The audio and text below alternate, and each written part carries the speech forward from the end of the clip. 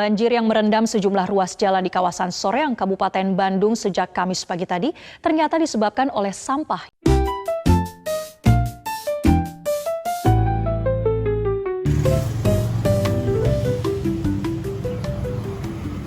Nah, jadi saya di sini dapat kesempatan untuk bertemu dengan Ketua Resdisdik di Kobokan Semarang Barat yang udah kebiasaan.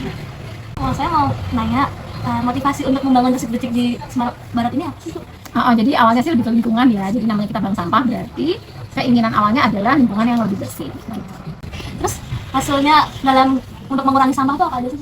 Oke, jadi ternyata di sepanjang perjalanan kita kan kemudian mengelola sampah warga nih, jadi warga datang di spot sampah di tabungan. Nanti tabungannya setelah bisa dicairkan berupa uang, mereka tentunya senang dong, jadi kan dia jadi punya tambahan uang saku ya untuk sehari-hari. Nah selain itu kelebihannya lagi sih selain untuk lingkungan ada pemberdayaan ya, karena kan ada beberapa ibu-ibu yang kemudian bisa ikutan bikin kreasi dari daur ulang sampah. Nah, Ibu udah membuat apa aja sih dari daur ulang sampah ini? Silakan ditunjukin.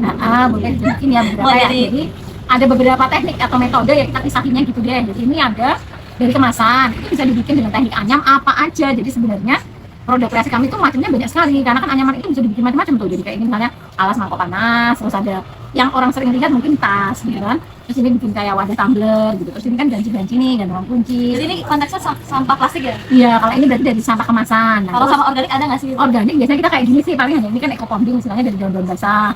Terus kalau ini dari minyak jelantah. Jadi kita ada jelantah rumah tangga. Jadi benar-benar habis kita menggoreng itu ya di dapur kita masing-masing itu kemudian diolah dicampur dengan parafin, dia bisa jadi lilin jelantah, kita sebutnya gel ini. Pewarnanya pun pakai ini ya sisa krayon adik-adik kita yang TK dan PAUD. Jadi memang nggak beli istilahnya kalau pewarnanya. Terus ada lagi tadi? Yang lain berarti kresek ya, kalau yang nggak pegang ini ya. Ini kan kresek tapi kita pakai sistem press, jadi dia di beberapa lembar kita jadikan satu lapis itu cara disetrika biasa aja. Disetrika doang. Tapi biar nggak lonyet dia tetap dipakai alas, apakah itu kertas atau kain seperti itu. Nah ini pun bisa jadi barang macam-macam karena kan bisa dipola apapun ya, mau tempat pensil, mau dompet, mau tas seperti itu. Kalau ini berarti pakai teknik apa? Nah kalau ini tekniknya kita sebutnya teknik gunting tipis-tipis atau saya sebutnya cacah. Jadi dia kemasan-kemasan juga setelah dia kita cuci bersih kering, gunting tipis-tipis sama ibu-ibu, terus dikasih kain namanya kain organdia atau kain kaca, kita susun gitu. Nah di situ dijahit juga. Pasti untuk anak muda yang sekarang mager buat ngolah sampah ini apa? Oke, sebenarnya kalau pesan saya sih tidak semua orang harus berkreasi sih Mbak, cuma yang jelas pesannya untuk lingkungan nih, apalagi buat anak muda kita ya, buat generasi muda nih.